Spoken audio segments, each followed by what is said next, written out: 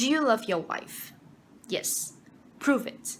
Like, what's the metric? Give me the number that helps me know, right? Because when you met her, you didn't love her. Now you love her, right? Tell me the day that love happened. It's an impossible question. But it's not that it doesn't exist. That is much easier to prove over time, right? Leadership is the same thing. It's about transitions. So if you were to go to the gym, it's like exercise, right? If you go to the gym and you work out and you come back and you look in the mirror, you will see nothing. And if you go to the gym the next day and you come back and look in the mirror, you will see nothing, right? So clearly there's no result, can be measured, it must not be effective. So we quit, right? Or if you fundamentally believe that this is the right course of action and you stick with it, like in a relationship, I bought her flowers and I wished her a happy birthday, and she doesn't love me. Clearly, I give up. That's not what happens if you believe there's something there. You commit yourself to the regime, the exercise. You commit yourself to an act of service. You can't screw it up. You can eat chocolate cake one day, or you can skip a day or two. It allows for that. But if you stick with it consistently, I'm not exactly sure what day, but I know you start getting to shape. I know it. And the same with the relationship. It's not about the event. It's not about intensity. It's about consistency, right? You go to the dentist twice a year. Your teeth will fall out. You have to brush your teeth twice a day for 2 minutes. What does brushing your teeth twice a day for 2 minutes do? Nothing. Unless you do it every day, twice a day for 2 minutes, right? Going to the gym for 9 hours does not get you into shape. Working out every day for 20 minutes gets you into shape. So the problem is we treat leadership with intensity. We have a 2-day upside, we invite a bunch of speakers, we give everybody a certificate. Boom, you're a leader, right? No, those things are like going to the dentist. They're very important. They're good for reminding us or getting us back on track, learning new lessons. But it's the daily practice of all of those monotonous, little, boring things like brushing your teeth that matter the most. She didn't fall in love with you because you remember her birthday and bought her flowers on Valentine's Day. She fell in love with you because when you woke up in the morning, you said good morning to her before you checked your phone. She fell in love with you because when you went to the fridge to get yourself a drink, you got her one without even asking.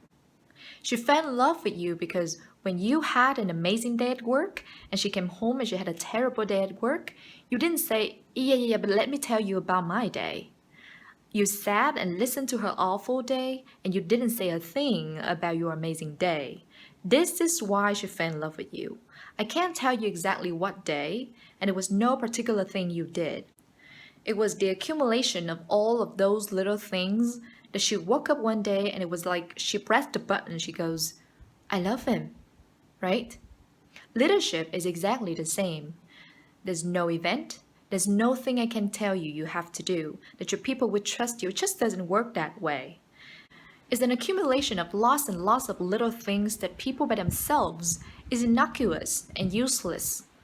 Literally pointless by themselves. People will look at little things that are good leadership practices and say that won't work, and you're absolutely right. But if you do it consistently and you do it in combination with lots of other little things, like saying good morning to someone, that looking them in the eye. My friend George, who was a 3-star general in Marine Corps, he says his test for leadership, and I love this, his test for a good leader is if you ask somebody how their day is going, you actually care about the answer. The number of times we're walking into a meeting, we're rushing, we go, how are you? Not good, I gotta get you later, I'm late for a meeting. If you ask the question, you were standing there and you were listening to the answer. It's those little innocuous things that you do over and over and over and over that people will say, I love my job. Now, I like my job. I like my job means, yeah, the challenge is great, they pay me well, I like the people. I love my job means I don't want to work anywhere else. I don't care if somebody else out there is willing to pay me.